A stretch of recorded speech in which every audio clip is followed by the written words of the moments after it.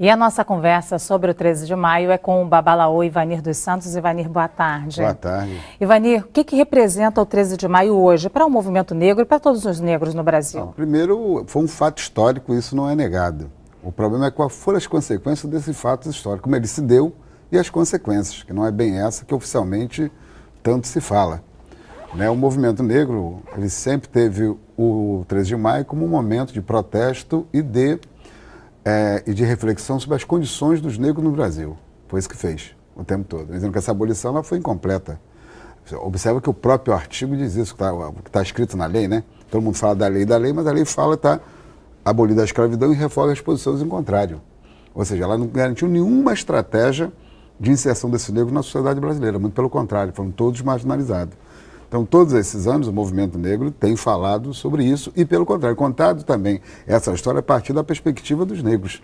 Por exemplo, o Rui Barbosa foi importante, mas Rebouça foi mais importante do que ele. O Zé do Patrocínio. O Zé do Patrocínio foi muito mais importante do que ele.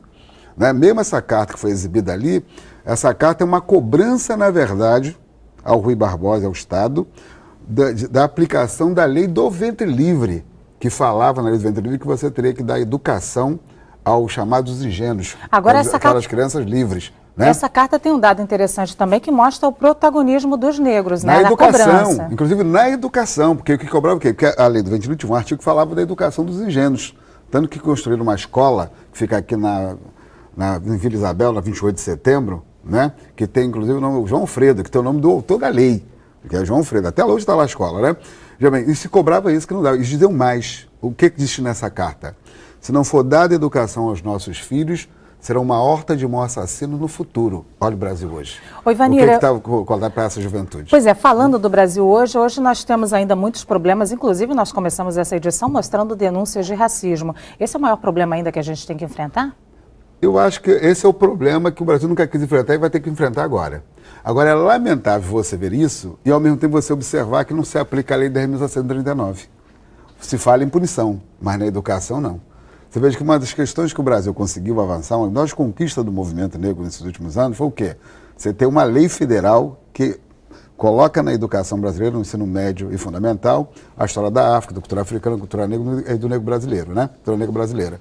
E o descaso de aplicação dessa lei é por todos os setores de governo, seja federais, seja municipais, seja estaduais, porque, na verdade, você está falando o quê? De valores, porque a educação não é só instrução. Se essa lei estivesse sendo aplicada, você está dizendo para os meninos negros, valorizando a sua autoesfilha, que não era escravo, eram africanos escravizados, porque eles tinham profissões, eram sacerdotes, eram nobres, porque isso não se fala muito, basicamente é só trabalho brutal. Ou seja, os brasileiros precisam ainda conhecer muito da sua história e a lei precisa ser aplicada. Aplicada e até para que as pessoas brancas também conheçam a história. A África é o berço da civilização mundial. E o que eu sempre quero lembrar é a escravidão foi um fato concreto na sociedade brasileira. Mas aqueles escravizados eram seres humanos que tinham culturas, que tinham identidade, que tinham instrução, E tinha uma história. Essas histórias são muito pouco contadas. Eu gosto muito de ver os objetos de tortura, mas tem que ver, na verdade, quem eram eles. E nesse período mesmo da escravidão, você tinha negros que não eram escravos, e que deram uma grande contribuição à sociedade brasileira. O maior exemplo disso é o André Rebouça, que era um período escravo, não era escravidão, e é o pai da engenharia brasileira. E que lutou ativamente na luta abolicionista. Muito obrigada, Ivanir dos Santos. Nosso tempo é curto, dá para falar muito sobre isso, mas muito obrigada pela sua participação. Prazer de novo estar aqui participando com vocês.